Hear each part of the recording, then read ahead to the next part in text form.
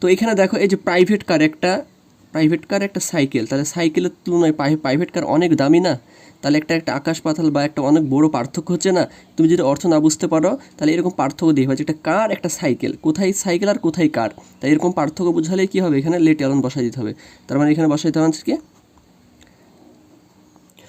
Hello students, তোমরা কেমন আছো? আশা করি সবাই অনেক ভালো আছো।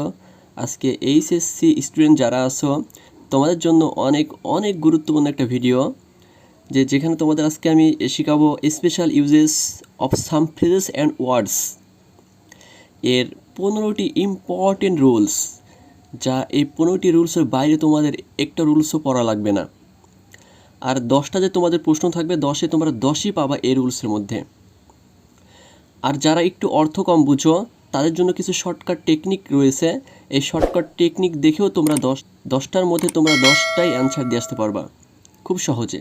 তাহলে চলো আমরা শুরু করি। দেখো এক নম্বরে বলা হয়েছে ওয়াজ বোর্ন, জন্মগ্রহণ করার ক্ষেত্রে। ওয়াজ বোর্ন কখন বসবে? জন্মগ্রহণ করা অর্থে, এটা আমরা জানি। এখন দেখো এই যে কিছু নিয়ম, মানে কীভাবে বুঝবো যে এটা জন্মগ্রহণ করার ক্ষেত্রে বসবে। দেখো সাধারণত গ্যাপের পরে কোনো বিখ্যাত ব্যক্তির নাম, জন্মস্থান বা সাল তারিখ বা উল্লেখ করা থাকবে, যেমন ইয়ার, প্লেস, টাইম, এগুলো উল্লেখ করা থাকবে। তোমার এগুলো মনে রাখবে, যারা একটু অর্থ করতে কম বুঝো তাদের জন্য মনে রাখবে যে ওই সেন্টেন্সে যে দেখবে কোনো ব্যক্তির নাম বা জন্মস্থান বা সাল বা তারিখ বা স্থানের নাম দিয়ে আছে কিনা, তাহলে ওই জায়গাতে কি ওই গ্যাপে তুমি ওয়াজ ওয়ান বসাই দেবা। যেমন এখানে দেখো Kazi Nazrul Islam in 1899 at Churulia, he was a great rebel poet. দেখো কাজী নজরুল ইসলাম 1899 সালে চুরুলিয়াতে কি জন্মগ্রহণ করেছে। সে একজন কী ছিল? সে একজন ছিল মহান বিদ্রোহী কবি।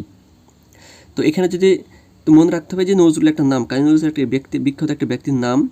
এখানে দেখো এই যে সাল দিয়ে আছে, এখানে স্থানের নাম দিয়ে আছে, তার মানে এই জায়গাতে 100% কী বসবে? Was one. তাই তুমি অপশানে দেখবে আগে যে কোথায় নাম আছে, কোথায় সাল আছে, কোথায় স্থান আছে, সেই জায়গাতে তুমি ওয়াজ ওয়ান অপশানে থাকলে ওয়াজ ওয়ানটা কি বসাই দিবা। তার মানে এই অপশানে কী হবে? Was born. দেখো ওয়াজ বোর্ন বসাই দেবা।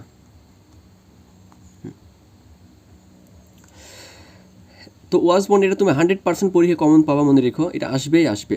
2 নম্বরে চলে যাও, হেড বেটার। হেড বেটার কখন বসবে? এটা হচ্ছে অধিকতর ভালো বা উচিত ক্ষেত্রে এটা বসবে। তো এখন হচ্ছে যে কিছু নিয়ম আছে, দেখো যে কোনো কাজ করা ভালো বা এখনই করা উচিত, এখনই কি করা উচিত বা কোনো কাজ করা ভালো এমন জোরালো অর্থ বা উপদেশমূলক কিছু অর্থ বোঝাতে কি এই হেড বেটার বসে। এরপরে ভার্বের কি বেস ফর্ম থাকবে, এটা খুব ইম্পর্টেন্ট। এরপরে কি ভার্বের যে বেস ফর্ম থাকবে, মানে এটা অধিকতর ভালো বা উচিত ক্ষেত্রে আর জোরালো অর্থ প্রকাশ করবে, এই ক্ষেত্রে কি হেড বেটার বসাইতে হবে। তো এখানে বলা হয়েছে the weather is getting worse. দেখো যে আবহাওয়া খারাপের দিকে যাচ্ছে। You take an umbrella before going out. তাই তোমার কি তোমার উচিত বাইরে যাওয়ার আগে একটা ছাতা নেওয়া। এই যে তোমার উচিত বা ভালো অর্থে কি তোমার ছাতাটা নেওয়া অনেক ভালো হবে, সেই ক্ষেত্রে কি এখানে তুমি হেড বেটার বসাইতে পারবা। তার মানে এখানে আমরা হেড বেটার বসাবো, হেড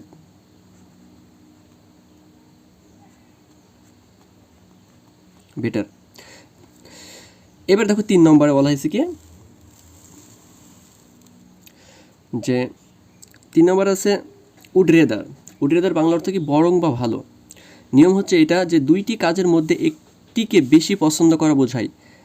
যেমন চেনার সহজ উপায় কি?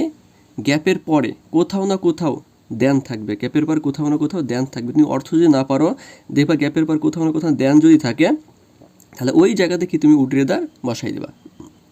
যেমন এখানে দেখো আই ড্যাশ স্টার্ভ দেন বেগ, এই যে দেন আছে, তার মানে তুমি বুঝে ফেলাইছো এই জায়গাতে কি বসবে? উড রেদার বসবে। তার মানে তুমি এখানে উড রেদার বসাই দাও, উড রেদার। অর্থ কী দাঁড়ালো? আই উড রেদার স্টার্ভ দেন বেগ। আমি না খেয়ে থাকবো তবু ভিক্ষা করব না। কারণ কি begging is a disgraceful act. কারণ ভিক্ষা করা একজন অপমানজনক কি পেশা বা অপমানজনক কাজ। তো তুমি অর্থ না জানলেও পারবা, তুমি শুধু দেখবা যে কি ড্যাশের পর কোথাও না কোথাও দেন আছে কিনা, দেন থাকলে কি ওখানে উড রেদার বসাই দেবা। এবার চলো 4 নম্বর রুলসে আছে লেট অ্যালোনের বাংলা অর্থ কি বা এটা কি ক্ষেত্রে বসে? চিন্তা করা যায় না এমন বোঝায় বা দূরের কথা। নিয়মটা হচ্ছে এরকম যে একটি ছোট বা সাধারণ কাজের সাথে আরেকটি বড় বা অসম্ভব একটি ছোট কাজ একটি বড় বা অসম্ভব কাজের তুলনা করা বোঝায়। বাস্তবতার সাথে কি আর বড় একটা ব্যবধান থাকবে, কিসের সাথে? বাস্তবতার সাথে একটা বড় ব্যবধান থাকবে। যেমন এখানে বলা হয়েছে, দেখো, he can not buy a bicycle a private car. সে একটি সাইকেলই কিনতে পারে না, প্রাইভেট কার তো কি দূরের কথা। হি ইজ ভেরি পুর, কারণ সে কি খুবই গরিব। তো এখানে দেখো এই যে প্রাইভেট কার একটা সাইকেল, তাহলে সাইকেলের তুলনায় প্রাইভেট কার অনেক দামি না? তাহলে একটা আকাশ পাতাল বা একটা অনেক বড় পার্থক্য হচ্ছে না? তুমি যদি অর্থ না বুঝতে পারো তাহলে এরকম পার্থক্য দিয়ে হয় যে একটা কার একটা সাইকেল, কোথায় সাইকেল আর কোথায় কার, তাই এরকম পার্থক্য বোঝালে কী হবে, এখানে লেট অ্যালোন বসাই দিতে হবে। তার মানে এখানে বসাইতে হবে কি লেট অ্যালোন। তাহলে অর্থ দাঁড়ালো কি যে সে একটি কি সাইকেলই কিনতে পারে না, প্রাইভেট কার তো দূরের কথা, সে খুবই গরিব। এবার দেখো 5 নম্বরে কি আছে। 5 নম্বরে বলা হয়েছে হ্যাভ টু হ্যাজ টু। এটার বাংলা অর্থে করতেই হবে, এরকম অর্থ প্রকাশ করলে হ্যাভ টু হ্যাজ টু বসে। নিয়মটা কিছু আছে দেখো, যে কোনো কাজ করতেই হবে এমন বাধ্যকতা বোঝাই। হ্যাঁ, কোনো কাজ করতেই হবে এরকম বাধ্যকতা বোঝালেই কি এখানে আমরা হ্যাভ টু বা হ্যাজ টু বসাইতে পারি। সাবজেক্ট যদি প্লুরাল হয় তাহলে প্লুরাল মানে কি আই, উই, ইউ, দে, এগুলো যদি সাবজেক্ট হয় তাহলে ওর সাথে কী বসাতে হবে, হ্যাভ টু বসাইতে হবে। আর সাবজেক্ট যদি থার্ড পার্সন সিঙ্গুলার নাম্বার হয়, যেমন হি, শি, ইট, এবং কোনো সিঙ্গুলার নাম বুঝাইলে কি এখানে আমরা হ্যাজ টু বসাবো। তো এখানে এক্সাম্পলটা কী দিয়েছে দেখো, যে the exam is knocking at the door, মানে পরীক্ষা দরজায় করা নাড়ছে বা পরীক্ষা আমার শীঘ্রই হতে যাচ্ছে। যে she study hard to night to make a good result, যদি ভালো রেজাল্ট করতে হয় আজকে রাতে কি আমাকে খুব কঠোর পড়াশোনা করতে হবে। তাই যে করতেই হবে, কারণ পরীক্ষা চলে এসেছে আমার দরজায়, বা পরীক্ষা খুবই কাছে বা নিকটে সন্নিকটে পরীক্ষা চলে এসেছে। এখন আমাকে যদি কঠোর পরিশ্রম না করতে হয়, আমাকে এখন কী করতে হবে, কঠোর পরিশ্রম করে কি পড়াশোনা করতে হবে, যাতে কি আমি পরীক্ষায় ভালো রেজাল্ট করতে পারি। তাহলে আমাকে করতেই হয় পড়াশোনা, যেহেতু পরীক্ষা কাছে, সেহেতু করতে হবে, এরকম অর্থ প্রকাশ করলে হ্যাভ টু অথবা হ্যাজ টু বসবে। যেহেতু এখানে সি আছে সেহেতু কি বসবে, হ্যাজ টু বসবে এখানে, হ্যাজ টু। এখানে সাবজেক্ট যদি হতো আই, উই, ইউ, দে, তাহলে হ্যাভ টু বসাইতাম।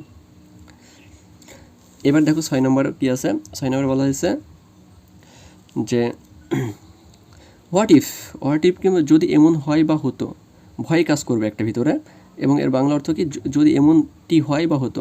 নিয়মটা দেখো, কোনো সম্ভাব্য বিপদের ভয় বা দুশ্চিন্তা প্রকাশ করতে বসে। মানে কোনো একটা কাজ করতে যাবা তুমি, ওখানে একটা ভয় কাজ করছে বা একটা দুশ্চিন্তা প্রকাশ করতেছে, সেই ক্ষেত্রে তুমি হোয়াট ইফ বসাইতে পারো।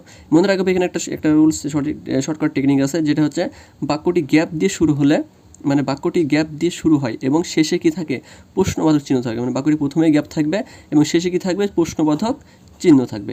এটা একটু মাথায় রাখবা। এখানে দেখো বাক্যটি গ্যাপ দিয়ে শুরু হয়েছে এবং শেষে কি এই যে প্রশ্নবোধক একটা চিহ্ন আছে। তো এখানে কি হোয়াট ইফ বসাই দেব। তো এখানে বসাইলাম হোয়াট ইফ। এবার অর্থটা দেখো কি দাঁড়াচ্ছে, what if we miss the last train tonight. আমরা যদি শেষের, মানে ভয় কাজ করছে এরকম যে আমরা যদি আজকে রাতে শেষ ট্রেনটা মিস করি তাহলে কি হবে, how will we reach home, আমরা বাসায় ফিরবো কীভাবে, এরকম একটা ভয় কাজ করছে যে আজকে ধরো রাতে তোমার ট্রেনটা কি শেষ ট্রেন, একবার লাস্ট ট্রেন, এরপর আর কোনো ট্রেন নাই। তো মনে মনে ভয় কাজ করছে এই ট্রেনটা যদি মিস হয়ে যায় তাহলে আমরা বাড়িতে ফিরবো কীভাবে। আর এই ভয় কাজ করার ক্ষেত্রেই কি আমরা হোয়াট ইফ বসাই দেবো। তার মানে এখানে হবে কি হোয়াট ইফ। তোমার মনে রাখতে পারো প্রথমে গ্যাপ এবং শেষে একটা প্রশ্নবোধক চিহ্ন থাকলে ওখানে হোয়াট ইফ বসাই দেবা। এবার চলো দেখি পরের রুলসে। পরের 7 নম্বর রুলসে কী বলা হয়েছে, হোয়াটস ডট ডট লাইক অথবা what does dot dot look like. এগুলো বসে কখন, যে যখন কি অদ্ভুত বা অজানা কিছু দেখার ইচ্ছা প্রকাশ করে তখন কি এটা বুঝবে। যেমন নিয়মটা হলো কোনো কাল্পনিক বা অজানা জিনিস দেখতে পাওয়া, কোনো কাল্পনিক বা অজানা জিনিস দেখতে পাওয়া, যে সেই জিনিসটা কেমন তা জানার জন্য যে একটা আগ্রহ, এটা এই বাক্যে 2টি গ্যাপ থাকবে। এই বাক্যে কি, এটা খুবই ইম্পর্ট্যান্ট একটা নিয়ম, যারা অর্থ কম বুঝো, যে বাক্যে 2টি গ্যাপ থাকবে এবং বাক্যের শেষে কি থাকবে, একটা প্রশ্নবোধক চিহ্ন থাকবে, মনে রাখবা। তাহলে তুমি খুঁজবা যে কোন বাক্যে 2টা গ্যাপ আছে এবং শেষে প্রশ্নবোধক চিহ্ন আছে, সেই জায়গাতে গিয়ে তুমি হোয়াটস লাইক অথবা what does dot dot look like বসাই দেবা। যেমন এখানে দেখো এই ক্যাঙ্গারু, এখানে দেখো প্রথমে একটা ড্যাশ আছে, দ্বিতীয় একটা ড্যাশ আছে এবং শেষে একটা প্রশ্নবোধক চিহ্ন আছে। তার মানে এখানে কি হোয়াটস ডট ডট লুক লাইক এখানে বসাই দেবো। তারপরে আমরা কি বসাই দেবো এখানে,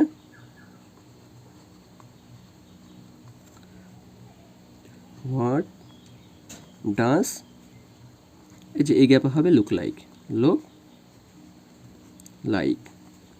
এই যে what does a kangaroo look like? একটি ক্যাঙ্গারু, হ্যাঁ, এটি কেমন, দেখতে কেমন? It is an Australian animal, এটা একটি কি অস্ট্রেলিয়ার প্রাণী, মানে অস্ট্রেলিয়াতে ক্যাঙ্গারু বসবাস করে, তাই অস্ট্রেলিয়ান প্রাণী তাই বলতেছে। তো এইভাবে তোমরা করে ফেলবে এটা। 8 নম্বরে দেখো, 8 নম্বরে বলা হয়েছে কি উড ইউ মাইন্ড মানে কিছু মনে না করলে। নিয়মটা দেখো যে কাউকে ভদ্রভাবে কোনো অনুরোধ করার ক্ষেত্রে বসে, কাউকে ভদ্রভাবে কোনো কিছু খেতে বললা বা বসতে বললা বা কোনো কিছু কোনো জায়গায় যেতে বললে, এরকম ক্ষেত্রে উড ইউ মাইন্ড বসাইতে পারবা। যেমন চেনার উপায় হলো গ্যাপের ঠিক পরে কি ভার্বের আইএনজি ফর্ম থাকবে, এটা খুবই ইম্পর্টেন্ট, মনে রাখবা। তুমি যে অর্থ নাও পারো, খুঁজবা যে কি কোন গ্যাপের পরে কি আইএনজি ফর্ম আছে, সেই জায়গাতে তুমি উড ইউ মাইন্ড বসাই দিবা। তার মানে দেখো এই যে গ্যাপটার পর কি আছে, হ্যাবের সাথে কি দিয়েছে, আইএনজি আছে, তার মানে তাহলে এখানে উড ইউ মাইন্ড বসাই দিব, উড ইউ মাইন্ড। তাহলে অর্থটা কী দাঁড়ালো, would you mind having a cup of tea with me? কিছু মনে না করলে আমার সাথে কি চা খাবেন, বা এক কাপ চা খাবেন? I want to discuss something important, আমি কিছু গুরুত্বপূর্ণ আলোচনা করতে চাই। তো এখানে দেখো তুমি অর্থ না পারলেও পারবা, খালি খুঁজবা যে কি ড্যাশের পর আইএনজি ফর্ম, তাই এখানে উড ইউ মাইন্ড বসাই দিবা। এবার 9 নম্বরে দেখো, 9 নম্বর কী আছে, দেয়ার মানে সেখানে বা কোনো কিছু আছে বা ঘটা অর্থে এই দেয়ার বসে। তো নিয়মটা হচ্ছে কোনো স্থানে কোনো কিছু আছে বা ছিল বোঝাতে ইন্টারোডাক্টরি কি দেয়ার বসে, সাধারণত গ্যাপের পরে কি is, are, was, were, lived এগুলো থাকে। তো এখানে দেখো ইজ আছে, এখানে আমরা দেয়ার বসাই দেবো। তো অর্থটা কী দাঁড়াচ্ছে যে আগে দেয়ার বসাই দিই, there is a big playground in front of our college where we play cricket, মানে সেখানে যে আমাদের কলেজের সামনে একটি বড় খেলার মাঠ আছে, সেখানে আমরা ক্রিকেট খেলি। এবার দেখো 10 নম্বরে কি ইটের বাংলা হচ্ছে এটা বা ইহা, এটা কি সময় বা আবহাওয়া বোঝাতে বসবে। সময়, আবহাওয়া বা জড়বস্তুকে নির্দেশ করতে ইন্টারোডাক্টর ইট বসে, সাধারণত গ্যাপের পরে কি ইজ, ওয়াজ, হ্যাজ থাকে। যেমন দেখো ইট ইজ, এখানে ইট যখন ইজ আছে এখানে ইট বসাই দিই, যে it is very hot today, আজকে খুবই গরম, we should stay indoors and take rest, আমাদের বাসার ভিতরেই থাকা উচিত এবং কি রেস্ট নেওয়া উচিত। তো এরম ক্ষেত্রে আমি কি ইট বসাই দেবো, তাই এখানে ইট বসে যাবে। এবার 11 নম্বরে চলো, আনলেস মানে যদি না, এটা হচ্ছে কন্ডিশনাল একটা নিয়ম। তো এটি একটি শর্তমূলক বাক্য তৈরি করে, যদি না তুমি এই কাজ করো তবে ওই ক্ষতি হবে, এরকম কিছু অর্থ প্রকাশ করবে। তো এখানে দেখো যে ইউ রিড অ্যাটেন্টিভলি, তুমি মনোযোগ সহকারে পড়াশোনা, যদি না তুমি মনোযোগ সহকারে পড়াশোনা করো, you will fail in the exam in the upcoming HSC examination, তুমি যে তোমার যে সামনে যে এইচএসসি এক্সামিনেশন আছে সেই পরীক্ষায় তুমি কি ফেল করবে যদি না তুমি কি ভালোভাবে পড়াশোনা করো। তাহলে যদি না অর্থ প্রকাশ হচ্ছে, আর যদি না ইংলিশকে আনলেস, তার মানে এখানে তুমি আনলেস বসাই দেবা, আর আনলেস এখানে শর্ত থাকবে। একটা জিনিস মনে রাখতে পারো যে এখানে দুইটা ক্লজ থাকবে, একটা সাবঅর্ডিনেট ক্লজ, একটা প্রিন্সিপাল ক্লজ। সাবঅর্ডিনেট ক্লজটা যদি প্রেজেন্ট ইনডিফিনিটিভ হয়, প্রিন্সিপাল ক্লজে কি সাবজেক্টটা উইল, ক্যান, শ্যাল এগুলো থাকবে। এবং যদি আনলেসযুক্ত ক্লজটি বা সাবঅর্ডিনেট ক্লজটি যদি পাস্ট ইনডিফিনিটিভ হয়, তাহলে পরে would, could plus verb one থাকবে। আর যদি এটা হচ্ছে কি সাবঅর্ডিনেট ক্লজটি যদি পাস্ট পারফেক্ট টেন্সে হয়, তাহলে এখানে সাবজেক্টের পর would have, could have plus verb three থাকবে। তো এখানে তো উইল আছে, তার মানে তুমি এখানে নিশ্চিত এখানে কি আনলেস বসাই দেবা। এবার দেখো 12 নম্বরে কি আছে, নো সুনার হ্যাড, এর বাংলা অর্থ কি হতে না হতেই, নো সুনার হ্যাড মানে কি হতে না হতেই। তো এই নিয়মটা হচ্ছে একটি কাজ শেষ হতে না হতে আরেকটি কাজ শুরু হওয়া বোঝায়। চেনার উপায় হলো গ্যাপের পর সাবজেক্ট প্লাস ভার্ব থ্রি থাকে এবং বাক্যের মাঝে দেন থাকবে, এবং গ্যাপের পর সাবজেক্টের পর কী থাকবে, ভার্ব থ্রি থাকবে, এটা মাথায় রাখতে হবে। এখন দেখো এই যে গ্যাপ আছে না, এই যে গ্যাপের পর দ্য থিপ, এটাকে সাবজেক্টের পর সিনকে যে ভার্ব থ্রি পেয়েছি, এবং এই যে মাঝখানে কি দেন আছে, এবং মনে রাখতে পারো দেনের পর আবার কি পাস্ট ইনডিফিনিটিভ থাকবে, এই যে ইনডিফিনিটিভ আছে। তাহলে আমাদের শর্তগুলো মিলে গেল, তারপর এখানে আমরা কি বসাই দেবো, নো সুনার হ্যাড,